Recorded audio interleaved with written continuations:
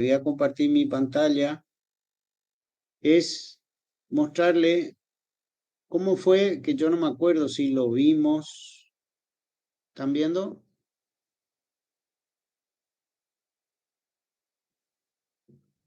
Cuando nosotros estuvimos analizando, digamos, las expresiones de campo, empezamos planteándonos cómo es el campo que produce una carga, después que producen dos cargas, dibujamos los vectorcitos, hicimos la suma, salió el campo resultante. En un caso simple, digamos, como el que están viendo, que son dos cargas.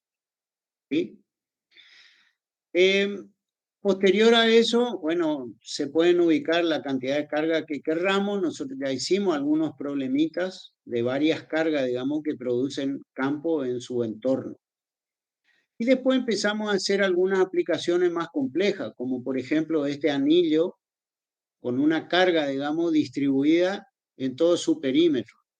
¿Sí? ¿Se acuerdan de este problemita? Que lo que hicimos fue tomar un elemento, ¿me van siguiendo o no acá? Un elemento de carga que es el valor de la carga total dividido el diferencial de ese, digamos, ¿no? Y ese producía un campo que es este vector diferencial de campo. ¿Por qué? Porque es un diferencial de carga el que produce ese campo. Después avanzamos y extendimos, digamos, todo el problema, reemplazamos el coseno y todo lo demás, porque acuérdense que eso se proyecta sobre el eje X, sobre el eje Y, y vimos que un elemento del anillo que esté diametralmente opuesto a este primer elemento, iba a producir un campo igual, pero acá arriba, ¿no? Un vector que esté acá, donde la componente ni se iba a anular, digamos, porque es de la misma magnitud y sentido contrario. Entonces, todo lo que íbamos al integrar todo el anillo, lo que íbamos a encontrar es que el campo tiene solo componente en la dirección X. ¿Por qué? Porque hay una simetría forzada, digamos, a través de la cual nosotros lo que hicimos fue poner este eje X convenientemente en un lugar que nos presente simetría, digamos, para poder hacer estas simplificaciones, digamos, ¿no? Entonces, fíjense todo el desarrollo que tuvimos que hacer, ¿sí? Para determinar, digamos, cuál es el elemento de campo que produce un elemento de carga, y después para hacer el campo total tenemos que hacer la integral sobre todo el anillo, digamos, ¿no? Que habíamos visto que X, la distancia del anillo, no varía, ¿sí? El diámetro del anillo tampoco varía, ¿estamos? O sea que la integral se reduce directamente a esta expresión donde tenemos que en vez de diferencial de Q, vamos a poner directamente Q, que es la carga total, ¿sí? Y que incluso se hace, digamos, un análisis y decimos, en el centro del anillo, o sea, cuando X igual a 0, el campo es igual a 0, porque todas las componentes están exclusivamente en Y y todas se compensan entre ellas, ¿sí? Bueno, entonces, cuando el punto del campo P se encuentra mucho más lejos del anillo, ¿qué quiere decir eso? Que X, la distancia X, ¿están mirando mi cursor o no? Esta distancia X es mucho mayor que el radio del anillo. En ese caso, en el denominador, podemos eliminar la A porque es una medida muy chica frente a X, entonces nos va a quedar algo así como esto, digamos, ¿no? Y el versor Y es porque el campo solamente tiene componente en la dirección de X. Nos va a quedar Q sobre 4pi de epsilon 0 X cuadrado. Y es como si la carga total del anillo se viera como una carga puntual, ¿entienden? Porque está muy lejos. Pero todo ese cálculo, si nosotros aplicamos la ley de Gauss, al final nos tiene que dar la carga encerrada dividido epsilon 0, ¿se acuerdan o no? que es mucho más fácil hacerlo de ese modo, siempre y cuando tomemos nuestras simetrías. Fíjense cómo era el cálculo del campo de una línea cargada. Fíjense, esto, todos los cálculos que hicimos, la cantidad de carga es Q, o sea, lambda diferencial de I. Estoy haciendo una comparación nomás sobre cómo calculamos los campos anteriormente, haciendo integrales y todo lo demás. Y después nosotros, aplicando la ley de Gauss, fue mucho más fácil. Miren todo el desarrollo que hay acá matemático, digamos, para llegar a que el campo es lambda sobre 2 pi epsilon 0 por x en una línea, ¿sí? Y si la línea es infinitamente larga, digamos, lambda sobre 2 pi epsilon 0 r, donde r es la distancia que hay desde la línea hasta el lugar donde yo estoy calculando el campo, que sería esta x que figura acá, digamos, ¿no? Esta x. Si yo me pongo muy lejos y la línea es infinita, la expresión se reduce a esto, ¿no?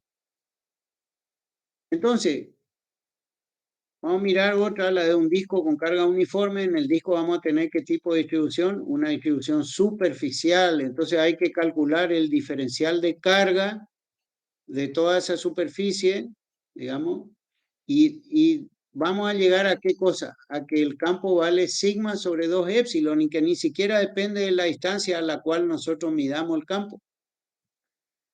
Pero ¿eso cuándo?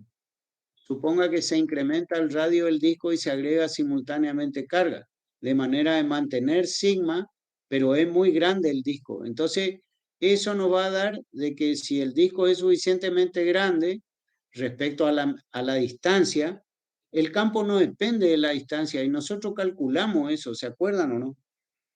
Vamos a ver el tercer caso. El tercer caso es una distribución volumétrica seguramente. Bueno, no, acá ya hace todo campo eléctrico. Línea de campo. Vamos a lo que era ley de Gauss y de cómo nosotros encontramos de una manera mucho más sencilla el campo debido a distribuciones de carga que presentaban ¿qué cosa? Un alto grado de ¿qué? Yo les pedí que anoten. De simetría, ¿Alguien se acuerda? De simetría, exactamente. Cuando se presentan situaciones donde hay distribuciones de carga con un alto grado de simetría, podíamos aplicar la ley de Gauss y obtener, digamos, el campo de esas distribuciones de una manera mucho más sencilla, ocupando la ley de Gauss, ¿sí? Que dice que la integral cerrada, o sea, el flujo del campo eléctrico a través de una superficie cerrada, acá estamos, flujo de un campo. La integral, o sea, el flujo del campo eléctrico a través de una superficie cerrada es igual a la carga neta encerrada dividido epsilon 0. Así de sencillo era el cálculo que hicimos para poder determinar, acá está la ley de Gauss, que hace en un ejemplo de una esfera para poder extender, digamos, a cualquier situación. Acá está la ley de Gauss. ¿Sí? El flujo eléctrico, que es la integral cerrada del campo eléctrico multiplicado escalarmente por un área diferencial, digamos, a la superficie gaussiana. Acuérdense que este diferencial de área, ¿cómo era? Un vector que es perpendicular al área que representa, ¿sí? Entonces, como el producto escalar representa el módulo de un vector por el módulo del otro vector por el coseno del ángulo que forman, acá está a la derecha de este dibujito, entonces podemos, en caso de alta simetría, ¿qué es lo que podemos hacer? Sacar, digamos, el campo eléctrico fuera de la integral, ¿sí? Y eso nos permite aplicar acá la ley de Gauss y encontrar el campo de una manera muy sencilla, ¿sí? Con distintas distribuciones, digamos, ¿no? Siempre lo que hay que tener en cuenta es que el flujo eléctrico va a ser igual a la carga neta encerrada dividido epsilon 0. Y si aplicamos este concepto a todos los casos que habíamos visto anteriormente, ¿se acuerdan que hicimos en clase? para la distribución lineal le hicimos coincidir un cilindro, digamos, ¿se acuerdan de eso? Acá ya estoy llegando, acá. Hicimos coincidir la superficie gaussiana con un cilindro cuyo eje está en el eje de la línea cargada, ¿sí? Y obtuvimos los mismos resultados que se obtuvieron antes, donde, acá está, el campo eléctrico vale lambda sobre 2 pi epsilon 0 r, donde r es la distancia desde la línea hasta el punto donde queremos calcular el campo. Recuerden una cosa, chicos. Cuando decimos cuánto vale el campo eléctrico, siempre hablamos de un punto, ¿sí? Y ese punto tiene una ubicación respecto a las cargas que producen ese campo. Entonces, siempre es cuánto vale el campo en un punto determinado. Puede ser que ese valor sea el mismo en toda una región determinada. Entonces, lo que hay que entender es que el campo se calcula en un punto determinado, ¿sí? Y ese lugar donde calculo el campo no es cualquier lugar, es un lugar muy específico. Fíjense acá, también aplicamos la ley de Gauss para una superficie que está cargada, una superficie, una lámina cargada, donde hay una distribución superficial de carga y es uniforme, o sea, en cualquier punto de la superficie yo tengo la misma distribución, no puedo tener más carga en un lugar que en otro, o sea, la distribución de carga es uniforme, si no, no puedo hacer esta simplificación, digamos. Y después, esto que está acá nos va a llevar un poco a lo que vieron ustedes hoy, que es el capacitor, digamos, ¿no? Porque es el campo entre láminas conductoras paralelas y con cargas opuestas. Donde vamos, esto que está acá es un capacitor. Si ustedes recuerdan lo que vieron con el profe, lo que van a encontrar acá son dos placas paralelas cargadas con distintos signos, digamos, una positiva y la otra negativa, y eso es ni más ni menos que un capacitor. Y yo les voy a mostrar, si me dan un tiempito, yo quiero buscar una simulación. Entonces, este es un simulador de capacitores. Fíjense que yo tengo una batería, en este caso es de 1,5 volt, están separados 10 milímetros y el área es de 100 milímetros cuadrados. Entonces, busquen en sus apuntes, espero que hayan tomado algún apunte y me digan si tienen la ecuación de la capacidad. Eso es un capacitor, eso que está ahí. Son dos placas conductoras que obviamente van a estar cargadas. ¿Por qué? Porque están conectadas a una batería.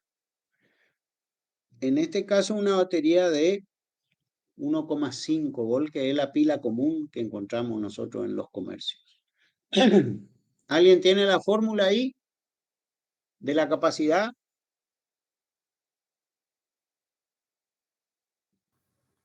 Delta Q ¿Nos dio la sobre fórmula? delta de potencia puede ser una. ¿Cómo? El delta Q sobre el delta de potencia. No. Eso O sea, es... No es lo que yo les estoy pidiendo. ¿De qué depende Epsilon la por capacidad? superficie sobre distancia. Exacto. Entonces, ¿qué nos dice esa expresión? Que tiene que ver el dieléctrico, ¿no es cierto? Y por eso acá hay una ventana que dice dieléctrico. Entonces yo le voy a meter ahí le dejo afuera el dieléctrico primero, ¿sí? Y si yo quiero saber la capacidad, hago clic ahí donde dice capacitancia y me da el valor, ¿no es cierto? 0,89 por 10 a la menos 13 faradios. ¿Cómo? Escuchen. ¿Cómo depende la capacidad respecto al área? Yo voy a interactuar con esto y voy a agrandar el área. Miren el valor de capacidad que le pasa. Este lo voy a sacar. ¿Qué pasó cuando yo aumenté el área? Aumenta la capacidad. Aumenta, ¿no es cierto?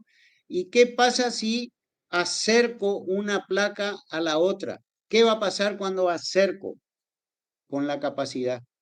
¿Va a aumentar o va a disminuir? Va a aumentar también. Aumentar. Porque está ¿dónde? En el denominador, ¿no es cierto? Fíjense, voy a acercar las placas y miren cómo sube la capacidad allá arriba, en el verde ese. ¿Lo ven o no? Muy bien. Ahora, ¿qué dieléctrico está adentro entre las placas en este momento? ¿Qué dieléctrico tiene? El Porque aire. ni uno, ¿no? El aire. ¿Qué va a pasar cuando yo empiezo a introducir un dieléctrico con mayor épsilon, digamos, dentro del capacitor? Miren el valor de capacidad 0,71, dice ahí. Miren lo que va a pasar conforme yo voy metiendo un dieléctrico acá.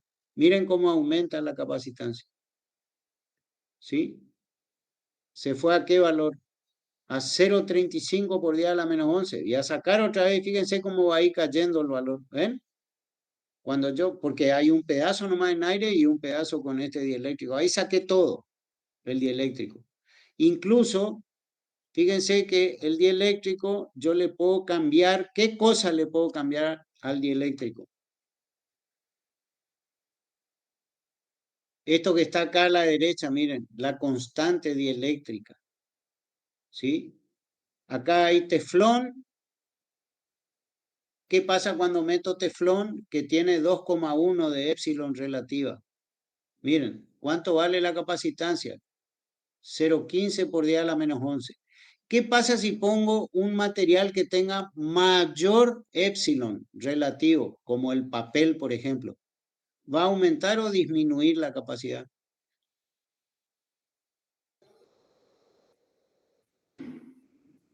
Si el épsilon es mayor que este que tengo. Miren la ecuación de la capacidad, chicos. Va a aumentar, va a aumentar. Va a aumentar, ¿no es cierto? Y vamos a verificar eso. Miren abajo donde dice capacitancia que está en 0,15 por 10 a la menos 11. Ahora que pongo papel tiene que aumentar. Y aumentó, se fue a 0,25. Y cuando me vaya al próximo valor, que es el vidrio 4,7, pongo el valor ese y va a aumentar más todavía. Efectivamente se fue a 33 por 10 a la menos 11. ¿Se entiende? Si la separación la agrando, la capacidad baja. ¿Sí? Si achico el área de las placas, también la capacidad baja. ¿Está bien? Entonces, eso es muy importante que se acuerden. A mayor área, mayor capacidad. A menor distancia entre placas, mayor capacidad. Y a mayor constante dieléctrica, mayor capacidad. Fíjense que si yo saco el vidrio, la capacidad va a ir disminuyendo, efectivamente. Voy a mirar ¿qué es esto? Varios capacitores. Yo le voy a pasar este link Disculpen. para que ustedes jueguen un poco en su casa. Les paso el link acá en el grupo de WhatsApp. Ah, alguien ya miró. No Profe, sé si un es el chico mismo. quiere ingresar, dice. ¿Cómo? Había un chico que estaba avisando que quería ingresar al Meet. Ah, qué macana. Bueno. Y yo como no estoy en la ventana del Meet.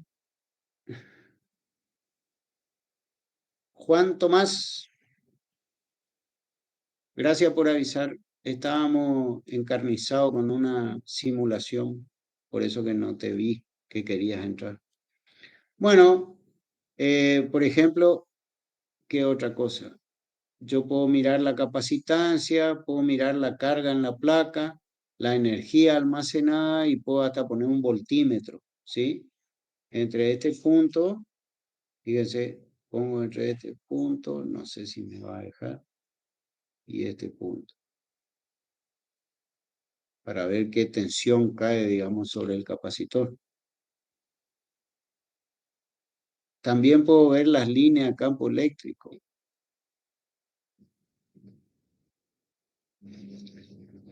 ¿Y por qué no me muestra nada? Reiniciar todo, dice. Sí. Vamos a mirar las líneas de campo. Medir capacidad, la carga en la placa, la energía almacenada y un voltímetro. que me va a medir entre este punto. No sé cómo conectar esto y este. Profe, tiene que encender la pila. ¿Está apagada la pila?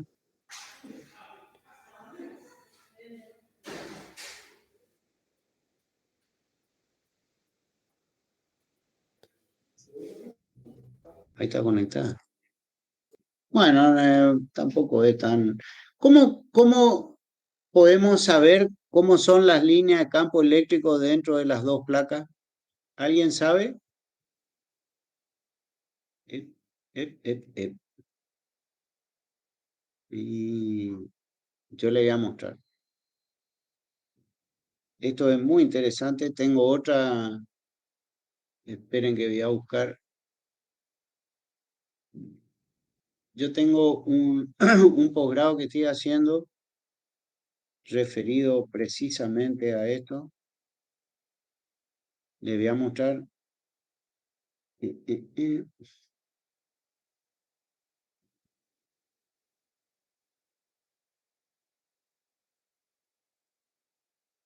Por supuesto que tienen que tener un poquito de paciencia. Y acá miren todos los simuladores que hay, que ya les mostré, creo, el otro día, pero voy a buscar el mío para tener el link preciso. Estas son todas las entregas que hicimos. Muy interesante, la verdad. Esta es la que yo hice. Y voy a copiar esta dirección. Muy interesante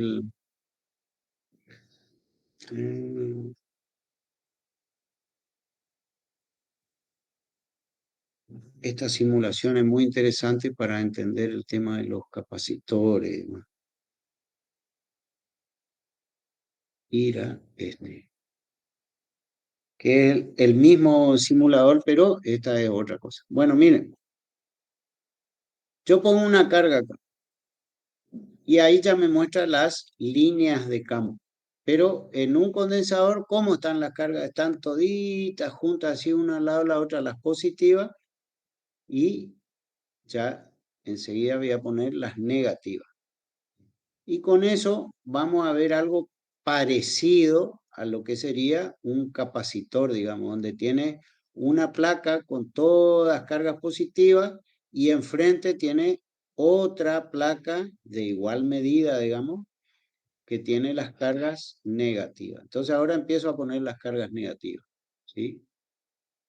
Vamos a suponer ahí. Fíjense cómo empiezan a cambiar todas las líneas de campo, la dirección, digamos, de las líneas de campo empiezan a cambiar, ¿sí? Sigo agregando cargas, las voy a separar un poquito para que se vea la zona adentro, digamos, del condensador. Ahí. Esto es algo que ustedes pueden ver también, ¿eh? No sé si alguien entró ya a la página o si no les paso el link. Podemos ir ubicando todas las cargas y vamos a ir intuyendo cómo creen que van a terminar las líneas de campo entre las placas, o sea, dentro del condensador. Alguien que tire una ideita. ¿Nadie? ¿Se le ocurre todavía? Fíjense entre las dos placas cómo son las líneas de campo.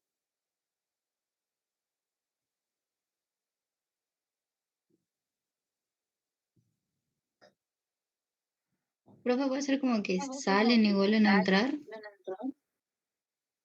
Primero, recuerden siempre que las líneas de campo salen de las cargas positivas, ¿sí? Y llegan a las cargas negativas, pero particularmente entre las placas del condensador, ¿cómo son las líneas de campo? Miren, voy a poner, este es un sensor que me va a medir el campo, ¿no? Fíjense, ahí estoy afuera, me voy adentro, miren lo que pasó, y me voy afuera otra vez. Me voy alejando en la parte de afuera del capacitor. ¿Sí? Vamos a poner esta por acá, por ejemplo. voy a poner otro punto de prueba acá en el medio del capacitor, ahí. ¿Para dónde apunta el campo? Lo que pasa es que es muy grande nomás. Vamos a poner valores.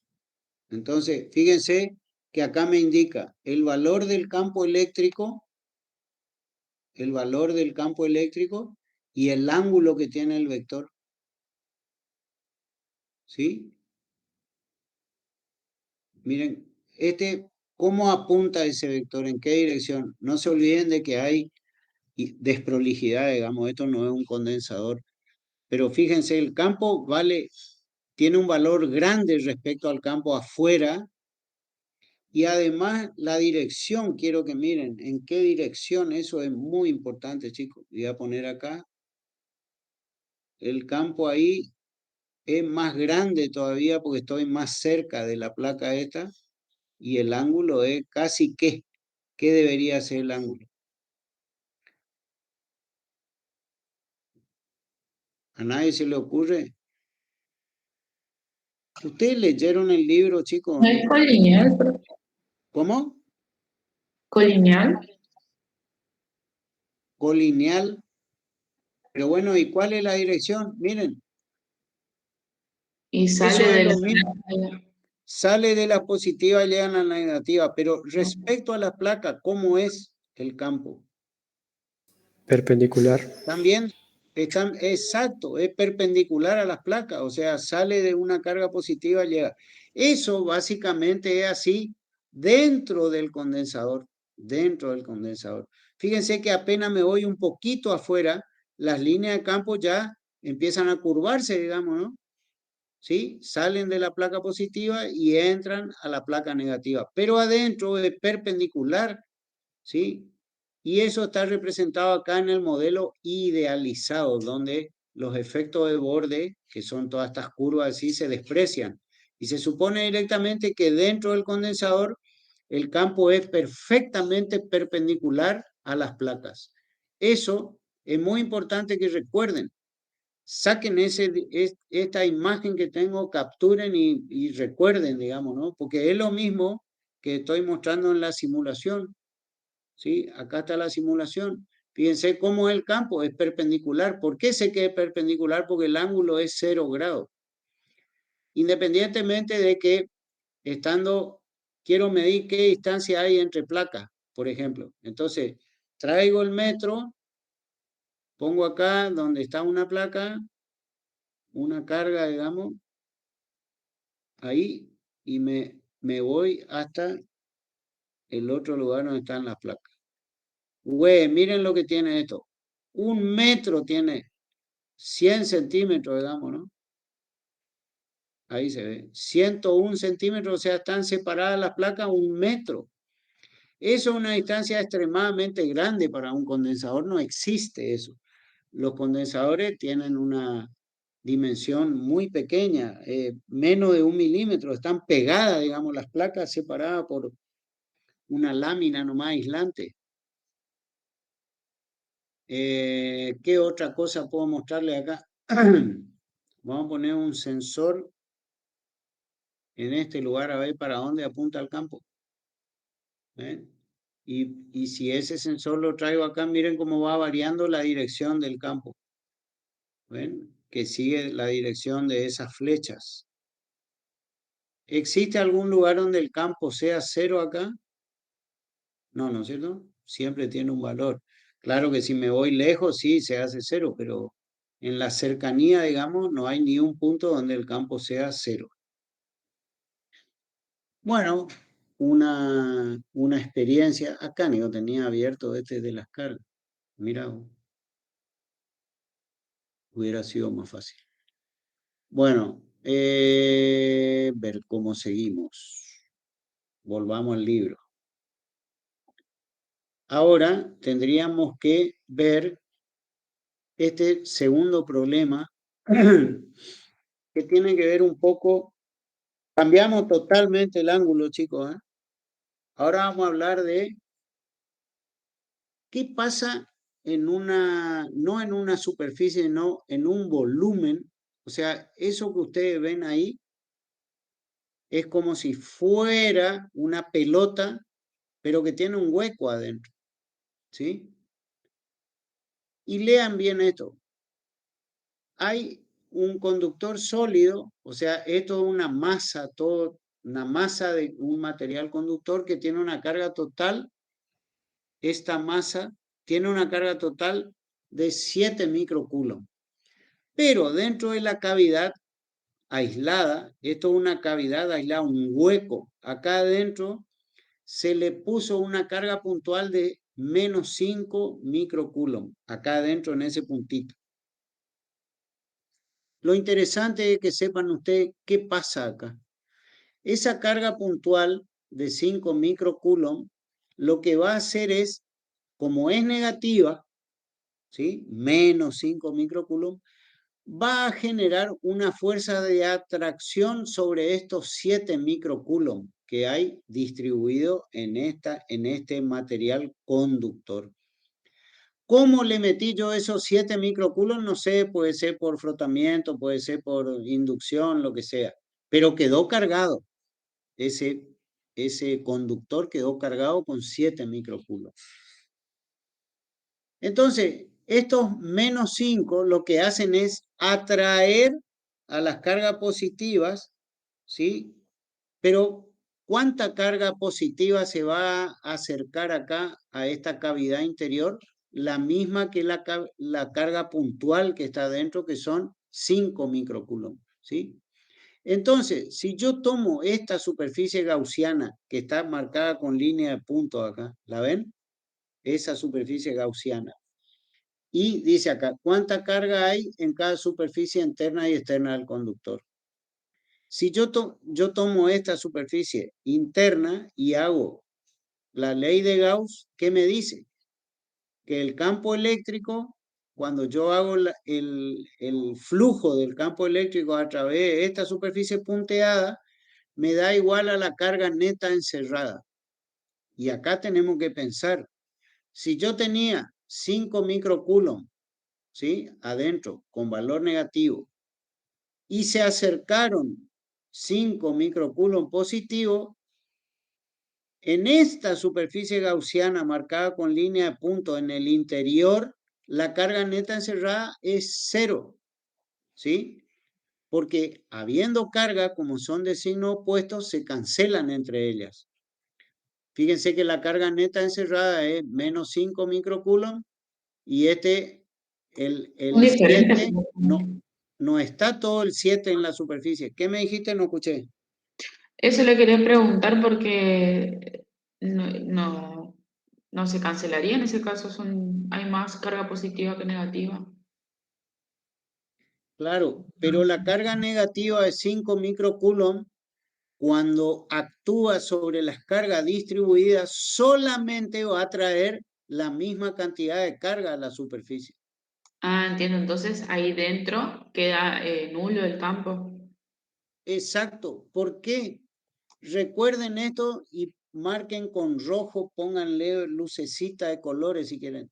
En un conductor, en el interior de un conductor, el campo eléctrico siempre tiene que ser 0. No puede haber un campo eléctrico dentro de un conductor. Recuerden eso. En un conductor, dentro de un conductor, el campo eléctrico siempre es 0.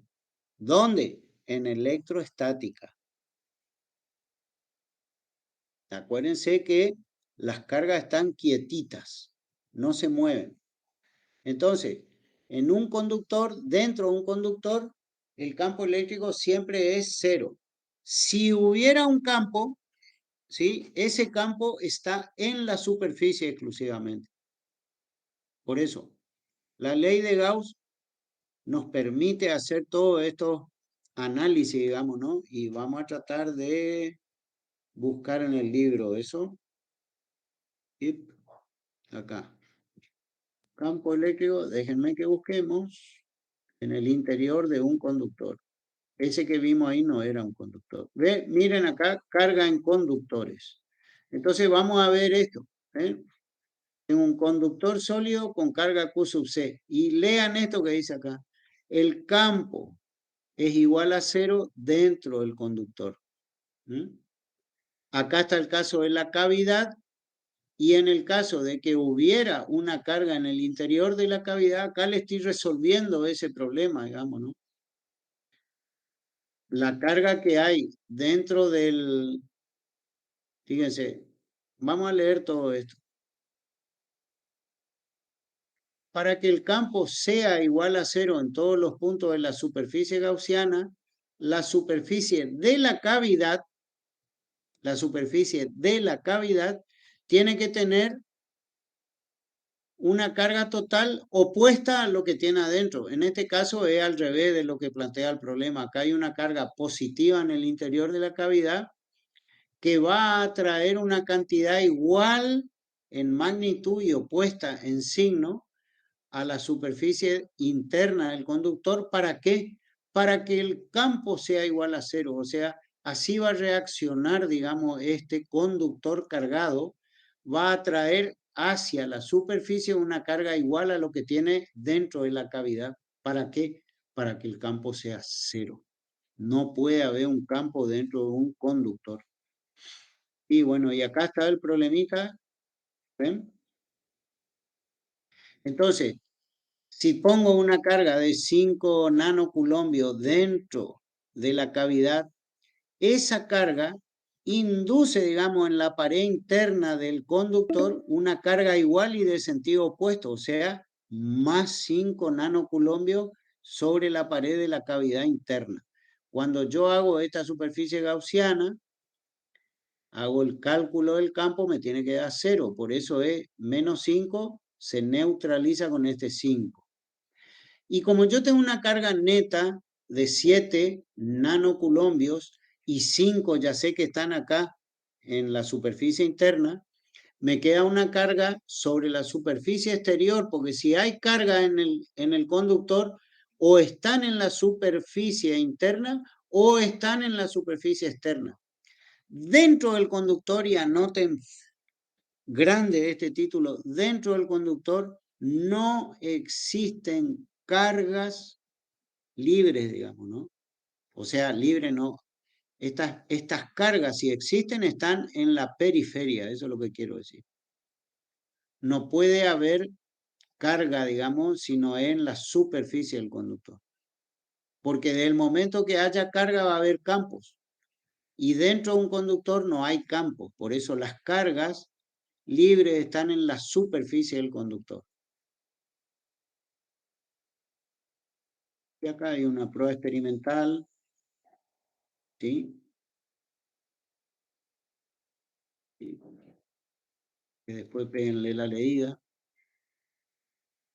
Este es un elemento conocido, es una forma de cargar, digamos, una esfera, y después si ustedes tocan se le paran los pelos. Se llama generador de Van der Graaf. Acá está. Generador electrostático de Van der Graaf. Bueno, yo les sugiero que lean como una parte formativa, digamos, de lo que es el campo eléctrico en general. Acá hay campo en la superficie de un conductor. Aplicando la ley de Gauss, se puede demostrar, digamos, de que si hubiera una distribución de carga, están en la superficie. Entonces yo, aplicando la ley de Gauss, encuentro que el campo en la superficie del conductor, si existe, es perpendicular al conductor. No hay otra posibilidad, digamos, en la dirección de la superficie, perdón, tangente a la superficie, no puede haber campo. Y si existe, existe un campo perpendicular. Lean esto, que es sumamente importante conocer, digamos, ¿no? Y de acá, por eso, ¿se acuerdan que cuando estudiamos el campo de una superficie, era sigma sobre epsilon 0? Quiere decir que no depende, digamos, de la distancia a la que yo me ubique frente a una superficie cargada. Bueno, acá hay otros ejemplos: el campo eléctrico de la Tierra, cómo se puede calcular. Y este resumen, digamos, ¿no? De que está interesante ya vimos en el tema parcial, ya vimos, ¿qué vimos? El problema 1, que es campo debido a una distribución de cargas puntuales, esto que sería aplicación de la ley de Gauss para un conductor. Y esto ya tiene que ver con potencial, que es otra magnitud que se utiliza, digamos, en la electrostática. ¿Ustedes vieron algo vieron algo de campo de potencial eléctrico en la clase o no?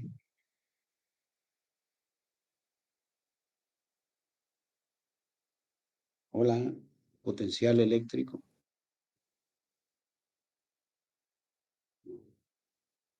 La clase pasada creo que lo vimos. ¿Y qué se acuerdan de eso, potencial? ¿Qué significa el potencial?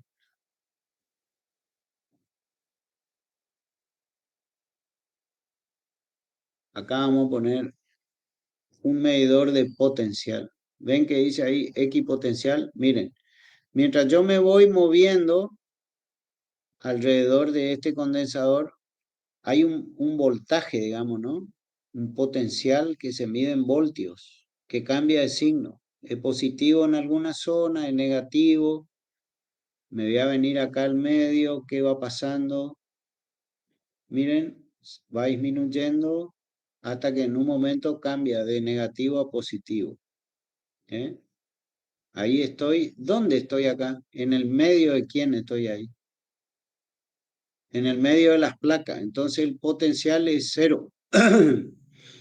Y ahí dibujo una superficie que me dice dónde son 0 todos los valores de potencial. Y me dibuja una línea que se llama equipotencial, que quiere decir puntos de la región donde el potencial es el mismo. A ver si llego a 0.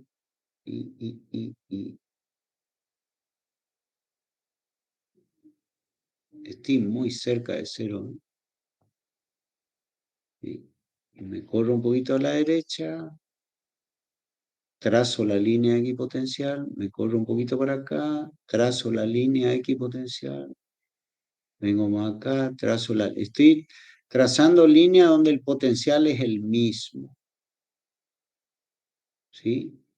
Y me voy yendo para acá y sigo trazando línea equipotencial y fíjense que guardan cierta simetría con la de un lado y del otro del condensador. Muy interesante. Me voy a acercar acá a ver qué pasa en este punto, cerquita. Miren cómo crece el potencial a medida que me acerco a la cara esa del condensador. Y si me pongo del otro lado, el potencial es grande también, pero de valor opuesto, o sea, negativo. ¿Sí? Vamos a ponernos ahí. Entonces, ¿qué puedo ir intuyendo del potencial? Vamos a sacar este medidor. ¿Cómo es el potencial en el, digamos, dentro del condensador? El potencial se mide en voltios, chicos, ¿eh? Vamos a mirar un poquito acá el libro que nos dice. Potencial. Después de la ley de Gauss, el próximo concepto sería el de potencial eléctrico. Lo vamos a buscar más rápidamente.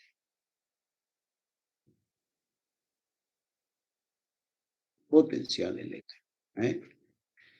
Miren, yo les voy a sugerir que ustedes, para que puedan hacer los problemas con mayor comprensión, digamos, que peguen una leída a esto, muchachos, porque no es suficiente con la teoría, hay que ir a la casa, sentarse y estudiar, digamos, qué es el potencial.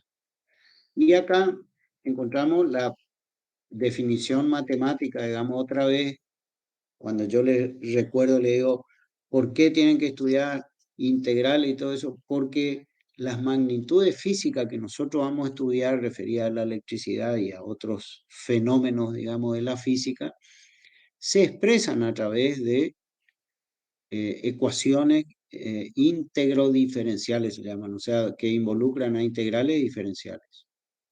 Acá tenemos la definición de lo que es energía potencial eléctrica y, bueno, acá hace referencia cuando se vieron los conceptos de trabajo, energía potencial y conservación de la energía,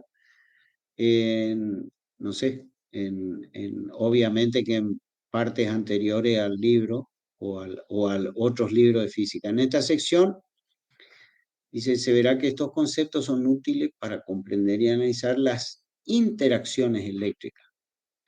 Piensen en esto, chicos. Yo tengo un sistema de cargas, ¿sí? Ese sistema de carga produce un campo alrededor del sistema de carga. Más allá que sean positivas, negativas, sea lo que sea, cuando hay cargas, hay campo. Y si yo traigo una carga, ¿sí? Traigo una carga en cercanía de ese campo, esa carga se va a ver afectada de una fuerza debida a ese campo eléctrico. Acuérdense que fuerza es igual al campo por la carga esta que yo estoy trayendo a, digamos, a que interactúe con ese campo. Entonces, obviamente, dice, en primer lugar, cuando una fuerza actúa sobre una partícula que se mueve de un punto A a un punto B, el trabajo efectuado por la fuerza está dado por esta integral que dice acá, ¿no? F por diferencial de L es el trabajo realizado. Si yo integro entre, porque ¿qué pasa?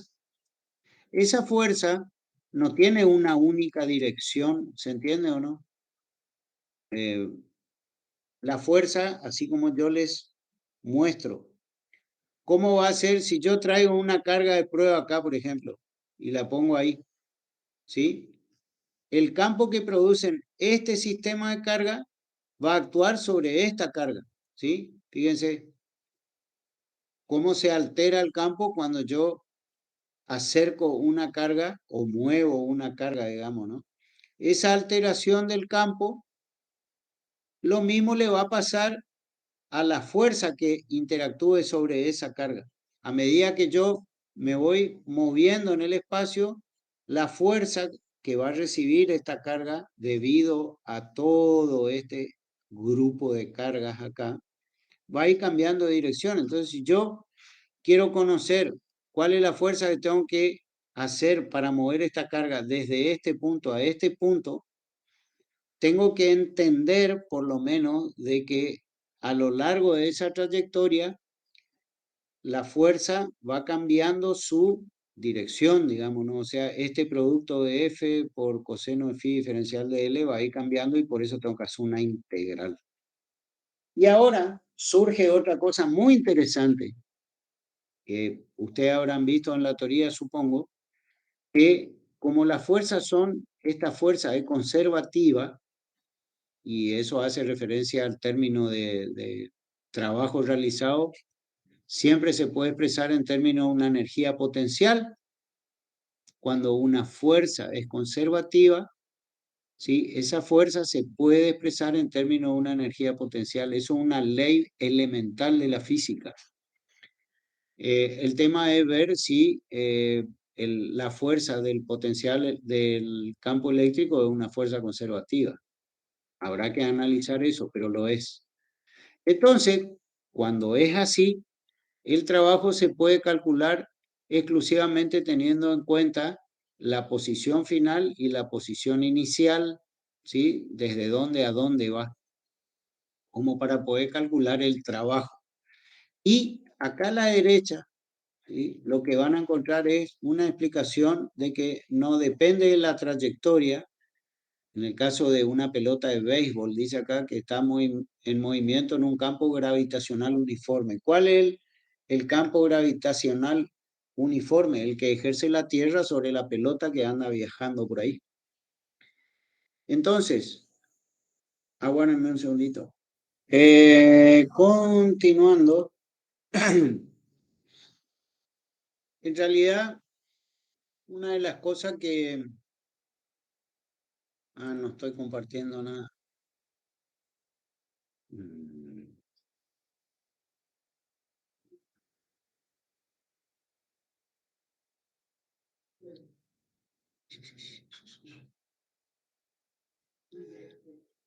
Les decía, una de las cosas interesantes respecto del potencial es que más bien en términos prácticos lo que nosotros acostumbramos a utilizar no es en sí el concepto de potencial, sino más bien la diferencia de potencial. Por eso es que acá vamos a encontrar, digamos, que más allá de conocer lo que es la energía potencial que se calcula de esta forma, nosotros básicamente lo que vamos a trabajar son diferencias de potencial, conociendo primero lo que es el potencial, ¿no es cierto? Que es una unidad intermedia hacia lo que en términos prácticos es la diferencia de potencial. Pero centrémonos en esto, digamos, que si yo tengo dentro de un condensador, porque si tengo una acumulación de carga positiva y negativa, puedo suponer que esto es un condensador, digamos. Si yo pongo una carga de prueba positiva, por eso le decía, ¿cómo es el campo? ¿Se acuerdan en esta simulación que le dije cómo es el campo? Apunta desde la carga positiva hacia la carga negativa y es perpendicular, cosa que después le mostré en el libro, digamos, ¿no? Que se fija. ¿Por qué? Porque acá hacemos uso de eso. Dentro de esta región de la región interna, digamos, entre dos placas que se puede asimilar a un condensador, cualquier carga que yo ponga en el interior de esas dos placas va a estar sometida, digamos, a una fuerza que, de ser una carga positiva, coincide con la dirección del campo, ¿sí? Y esa fuerza vale el valor de la carga multiplicado por el vector campo. Pero tiene que ver con la posición también, ¿sí? Entonces, no va a estar, el campo no vale lo mismo, si bien la dirección es la misma en todos los lugares, ustedes vieron ya, y volvamos a esta simulación, que el valor del campo, en este punto, si yo lo llevo hacia las cargas negativas, aumenta, ¿sí? Y para el otro lado, ¿qué le pasa? También aumenta, y digamos, el potencial va a depender de dónde estoy yo. No, pero esto es campo, ¿eh? Perdón. Esto es campo, vamos a sacar el campo acá. O lo dejamos ahí de este lado. Disculpe. Profe, hay chicos que quieren entrar. A la pucha. Ahí voy. Ahí voy. Lisandro. Bueno, ahí ya está Lisandro. Volvamos entonces a la simulación. Si yo quiero calcular el potencial, traigo este medidor de potencial y fíjense, el potencial cerca de las cargas negativas es un valor negativo y cerca de las cargas positivas también va aumentando a medida que me acerco al plano de las cargas, pero es positivo y acá es negativo. Y si me pongo en el medio, es obvio que en algún punto en el interior va a ser cero el potencial. ¿Y eso qué significa? Entonces tratemos de darle una interpretación acá. Entonces, cuando tengo una carga cerca de la carga positiva, voy a tener una fuerza. Y después, bueno, les propongo de última que lean y lo puedan masticar, digamos, ¿no? Pero obviamente que algo va a pasar con la diferencia que hay entre el potencial en este punto A y en este punto B, digamos, ¿no? La fuerza, cuando actúa sobre esa carga y la desplaza, ¿qué produce una fuerza que actúa sobre una carga? Un trabajo, digamos, ¿no? Y si ese trabajo después lo dividimos por la unidad de carga, vamos a obtener otra magnitud, digamos, que tiene que ver con estas integrales y todo, donde se define, digamos, la diferencia de potencial, y a eso quiero llegar. Digamos, ¿no? Acá está el caso general donde se calcula, digamos, ¿no? Yo tengo una carga positiva, esa carga, o sea, tomemos un ejemplo muy genérico, ¿no? Esto es la definición del trabajo efectuado sobre la carga. Y vamos a encontrar, como el campo es conservativo, vamos a encontrar una ley muy interesante. Yo voy a llevar dentro de esta zona de campo eléctrico creado por esta carga Q, voy a traer una carga de prueba Q0 y la voy a desplazar desde el punto A hasta el punto B, ¿sí? Y voy a aplicar esta ecuación, ¿sí?, que está acá, en estas dos trayectorias. Y voy a encontrar que en realidad lo que pasa es que el trabajo que me cuesta llevar de la carga del punto A hasta el punto B no depende de la trayectoria. O sea, en el desarrollo de esta integral, digamos, cuando yo haga la integración, me van a dar valores que me evidencian de que no importa por dónde yo llevé, o sea, cuál fue la trayectoria, sino que depende exclusivamente de dónde está el punto B y el punto A. No depende de la trayectoria seguida. Acá está eso que explica acá a la derecha. Sino que solo depende de las distancias a las que se encuentra el punto A de la carga y el punto B respecto a la carga, que son los vectores RA y RB. Entonces, entendiendo eso un poco, vamos a poder entender, digamos, algunas cuestiones que tienen que ver con el carácter de campo conservativo, digamos, que es el campo eléctrico, un campo conservativo. Acá está una de esas explicaciones, digamos, que tienen que ver con la conservación de energía, que son aspectos muy primitivos, digamos, de todo este tratamiento que hacemos de energía potencial de un campo conservativo. Y lo que al final nosotros vamos a utilizar es esto que está acá, miren chicos. Cuando queremos conocer nosotros la energía potencial, vamos a aplicar esto que es muy parecido a todo lo que estudiamos en relación a la fuerza entre las cargas y demás. Y en términos prácticos nos va a servir para entender un poco esa energía potencial de un sistema de cargas, porque un sistema de carga va a producir un campo eléctrico total asociado a una energía potencial. Por eso, por ahí estos son conceptos que yo, por favor, les sugiero que desde la teoría ustedes lean todo este capítulo desde el principio. Que les muestro ya la página, anoten todo eso, porque eso van a necesitar masticar bien para entender después los casos prácticos, digamos, ¿no? Acá están. Potencial eléctrico del capítulo 23. Salgan de acá y cuanto antes ustedes, antes del miércoles, tengan leído esto para entender, digamos, los conceptos, los desarrollos matemáticos y todo, porque como ustedes ven, es bastante engorroso, digamos, pero tampoco es difícil. Hay que seguirle, pero hay que leer, porque si no leemos, no vamos a estar en contacto con esas leyes básicas que son interesantes recordar para poder aplicar estas leyes físicas, ¿no? Bueno, ¿cómo se interpreta la energía potencial eléctrica? Es súper importante que lean este título.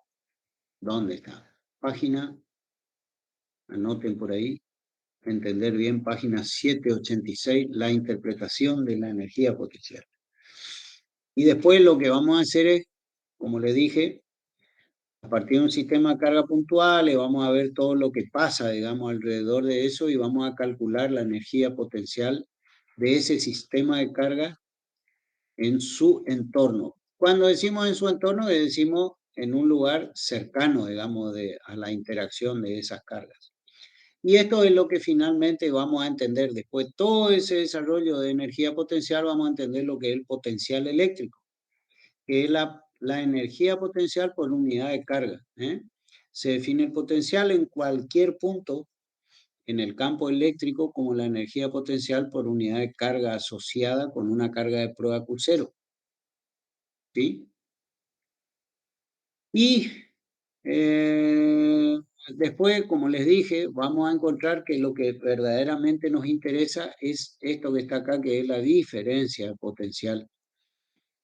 El potencial en un punto A y B. Estoy queriendo llegar a esto.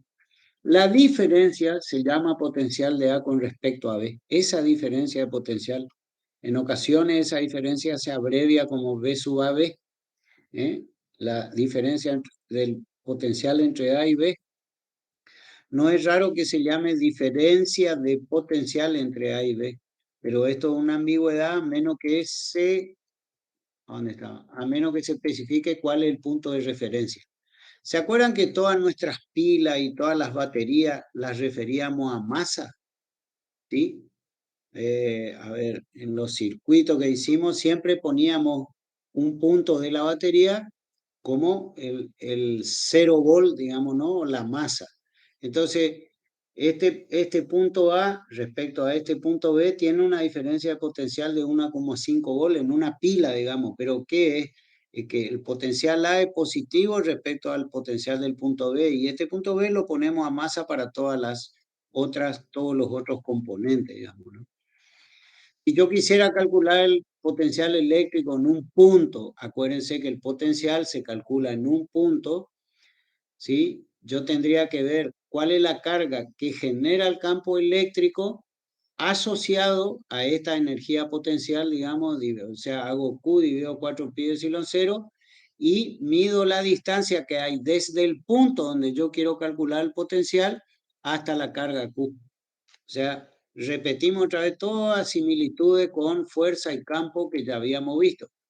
Y si en vez de ser una carga es un sistema de cargas, el potencial en cualquier punto se calcula como la sumatoria del aporte a este potencial de cada una de las cargas dividido por la distancia que hay entre la carga y el punto donde estoy calculando. Obviamente, cuando hay una distribución de carga, lo que era sumatoria se transforma en integral, y a partir de ahí yo ya puedo calcular, digamos, el potencial en cualquier punto debido a una distribución de cargas. Y esto es muy interesante cuando dice, cuidado, que el potencial eléctrico hace su explicación ahí, que está bueno que lean. Se dan cuenta lo importante que es leer toda esta teoría para después poder llegar al final, después de mucho transitar, a las cuestiones prácticas que son los cálculos de diferencia de potencial. Esto es una ley muy interesante que vamos a aplicar en otras partes, digamos, de la materia. Si bien hay integrales, recuerden que como no depende de la trayectoria, van a haber simplificaciones importantes que vamos a hacer. Esto del electrón volt, una cosa es el volt y el electrón volt es una unidad de energía, que ahí explica por qué y demás. Fuerza eléctrica y potencial eléctrico, acá empiezan a relacionarse magnitudes prácticas, digamos, ¿no? Si hay un campo eléctrico, sabemos que hay asociada una fuerza, y si esa fuerza se aplica, ¿sí?, a lo largo de una trayectoria, va a haber un trabajo asociado, digamos, que puede ser a favor del campo eléctrico o en contra del campo eléctrico, con lo cual puede ser un trabajo positivo o negativo, digamos, ¿no? Y eso después lo vamos a entender bien, después de leer bien esta teoría. Porque recordemos cómo sería la cuestión de nuestro parcial asociado a eso. ¿Dónde está el parcial? Está acá. En el parcial hay un cálculo de potencial, ¿no es cierto? ¿Cuál es el potencial en el punto medio de una recta que une una carga de menos 12 microcoulombios con una carga de 3 microcoulombios localizada a 80 milímetros de la primera carga? Eso yo le voy a llevar a qué parte del libro le está dando. Es algo así como esto que está acá. ¿Ven?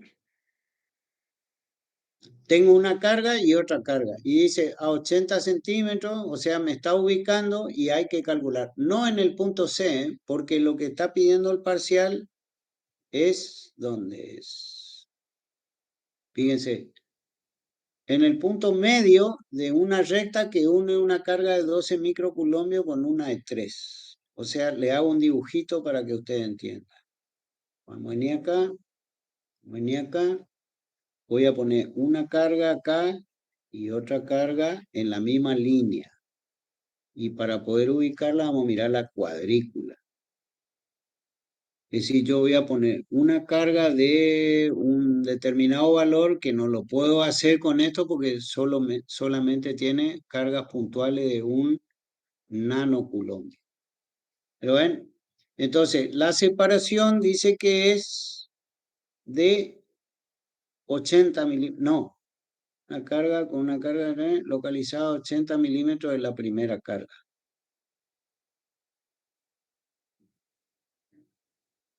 Y no me dice cuánto hay entre una y otra. En el punto medio de una recta que une una carga de 12 con una de 3, localizada a 80 milímetros de la primera carga. Ajá. Y en el punto medio. Ajá, o sea que entre las dos, ¿qué distancia hay?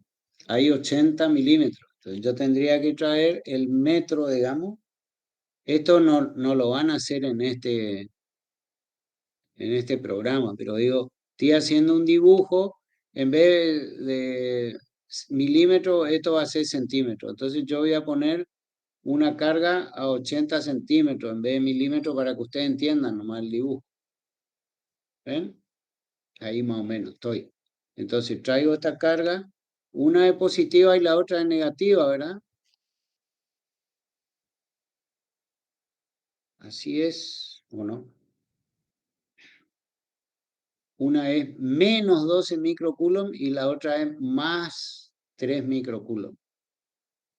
Y si me dice en el punto medio de esa recta, ¿a qué distancia voy a estar? A 40 milímetros, ¿no? Entonces, en el libro, cuando ustedes ven eso, es como que yo tengo una sola recta que une una carga con otra y es en el punto medio.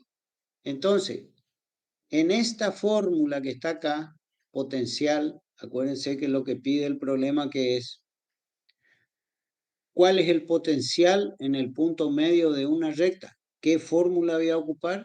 Esta que está acá. ¿Sí? Nada más que tengo que poner la primera QSUI con su valor dividido la distancia de esa carga hasta el punto medio. Y si las dos distancias van a ser iguales porque es el punto medio. Y si están separadas 80 milímetros, el punto medio va a estar a 40 milímetros de cada una. Entonces aplico esta formulita sencillamente y nos tiene que dar el valor de potencial que está pidiendo acá en el parcial. En la próxima clase ya vamos a calcular, porque fíjense que hay 2 puntos ahora. Entonces lo que vamos a tener que hacer es calcular la diferencia potencial entre esos 2 puntos. Para eso calculamos el potencial en A y en B y después hacemos la diferencia. El potencial, una cosa muy importante, ¿qué tipo de magnitud es? ¿Quién dice yo? Para mí que fue todo dormido usted. A ver, vamos a llamar asistencia. Agustín Visconti, ¿está por ahí? Presente. O se fueron a tomar mate. Presente. Bien. Candelaria. Aquí, profe. Bueno, están. Bueno, ¿qué le parece? ¿Qué tipo de magnitud es el potencial eléctrico? ¿Qué estoy preguntando cuando digo qué tipo de magnitud es? ¿Cuántos tipos de magnitudes conocen ustedes? Escalar y vectorial. Exacto. ¿Qué tipo de magnitud es el potencial? ¿Es un escalar o es un vector? Escalar, profe. ¿Otro? No sé. Vector. Sol dice que es un escalar. Escalar, profe, creo. Bueno, ¿por qué no miramos la expresión? Acá está. Pasa que está evaluando la diferencia de fuerzas que hay de un punto a otro, ¿no? No son diferencias de fuerza. el potencial realmente no es una unidad vectorial, sino escalar.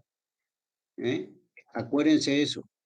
El potencial eléctrico es una unidad escalar que resulta del producto escalar de dos vectores, porque fíjense que acá estamos calculando la diferencia de potencial y esto es la integral del producto escalar de dos vectores y esto es un número, ¿sí? El potencial y la diferencia de potencial es un escalar. Entonces, nosotros simplemente tenemos que aplicar para la diferencia de potencial las expresiones que tenemos acá de diferencia de potencial debido a una distribución puntual de carga como estas. Vamos a tener dos cargas y para mover una carga de prueba de un punto a otro vamos a tener que realizar un trabajo en contra del campo o a favor del campo, dependiendo de cómo nos movemos. ¿Sí? Por eso, una carga genera un campo. Miren acá.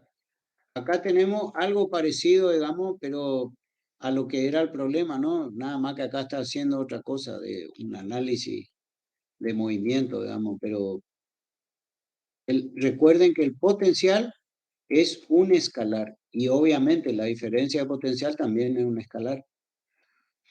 Bueno, chicos, sugerencia, lean todo este capítulo de potencial eléctrico que empieza, ya les dije hoy en la página, no me acuerdo cuánto. Lean todo el capítulo, súper recomendable para que entiendan esto y le desmenucen desde el punto de vista de la formalidad matemática, digamos, ¿no? Y de entender bien qué es el potencial y qué es la diferencia potencial. Bueno, el miércoles nos